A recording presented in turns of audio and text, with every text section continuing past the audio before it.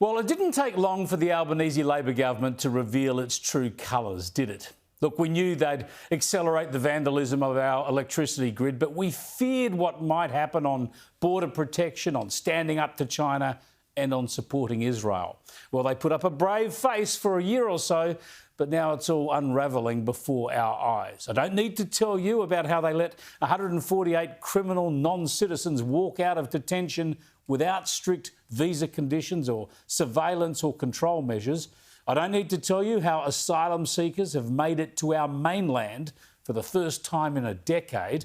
I don't need to tell you about how Anthony Albanese, flattered by China's invitation for him to visit Beijing, suppressed a Chinese Navy sonar attack against our Navy divers so that he, the PM, could avoid confrontation with Xi Jinping.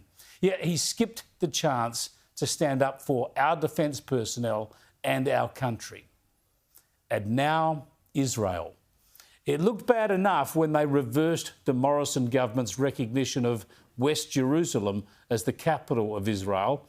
It was bad enough when they were weak in their response to the Hamas atrocities against Israel on October the 7th. And they were anemic over the Hamas supporters chanting "Death to Jews" and "Gas the Jews" on the Opera House forecourt, and the others heading into Jewish areas of Melbourne and Sydney to intimidate Jewish Australians. And now, instead of standing up for Israel unequivocally, calling out the barbarism, the terrorism and the rocket attacks of Hamas, well, they voted with all the other weak nations at the United Nations to call for an immediate ceasefire. In other words, to hand Hamas a victory. Instead of demanding Hamas stop firing indiscriminately on Israelis, instead of demanding they hand over all hostages immediately, instead of demanding Hamas stop hiding behind civilians and surrender unconditionally, they called on Israel to stop attacking Hamas. It is weak and it is dangerous. The United States voted against this UN resolution. The United Kingdom took an easier option and abstained. But Australia took the cowardly route, a new route for Australia on these issues, and voted for the resolution, along with the vast majority of countries, places like Iran, Turkey, Saudi Arabia, Egypt, Libya, Algeria, Russia, Pakistan, and so on and so forth. Even Papua New Guinea and Nauru had more courage than Australia, voting against this. Israel's ambassador to the UN made a telling point on calls for ceasefires. He held up a sign showing the phone number for the Hamas leadership. Tell Hamas to put down their arms, turn themselves in and return our hostages. This will bring a complete ceasefire that will last forever. Yeah, call on Hamas for a ceasefire. Australia now is just running with the pack at the United Nations against Israel, against principle, not hoeing its own row on supporting democracies and standing up to heartless terrorism, just bowing to the lefties, taking the soft option and voting with the anti-Israel mob. Australia has consistently affirmed Israel's right to defend itself. And in doing so, we have said Israel must respect international humanitarian law.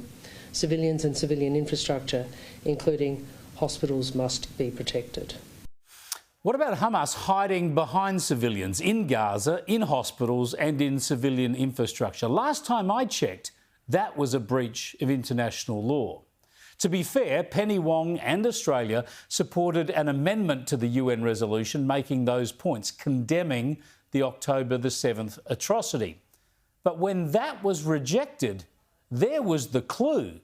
How could Australia vote for a resolution after an amendment condemning that barbaric attack on innocent men, women and children was rejected? Even Australia's joint statement with Canada and New Zealand, which was much more sensible than the UN resolution, it still gives too many nods to the warped and weak thinking on this war. It starts off with wishy-washy sentiments to console all sides, instead of focusing on the worst atrocity of modern times, the greatest taking of Jewish life since the Holocaust. It recognises Israel's right to exist and defend itself as if that's in question. What country should not or does not have those rights. And the point is, of course, that Hamas doesn't recognise Israel's right to exist. It abhors it. Hamas is intent on eliminating Israel and the Jews.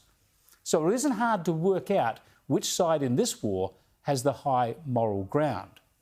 It takes 6 paragraphs before this joint statement gets around to demanding Hamas releases all hostages, stops using Palestinian civilians as human shields, and lays down its arms. That should be the starting point of any statement or any negotiation. At least they recognise there is no role for Hamas in the future governance of Gaza. There should be no role for Hamas in anything ever. That's why Israel can't and won't stop. It can't leave Hamas intact and risk yet more atrocities against its people, more terror attacks. The sad thing is that Israel clearly can no longer rely on Australia for strong support. And even more tragically for Australia, this will just increase the vulnerability of the Jewish communities in Australia, because it will embolden people like this.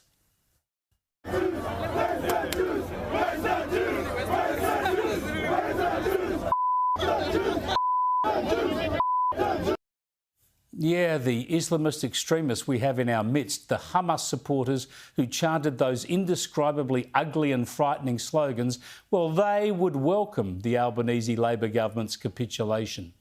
They haven't been prosecuted, those people, nor have the hate preachers who fire them up. They'll now feel better about Labor's position, and Jewish communities will feel abandoned. And that's a deeply worrying turn of events. I'll speak later with an Australian Jewish leader.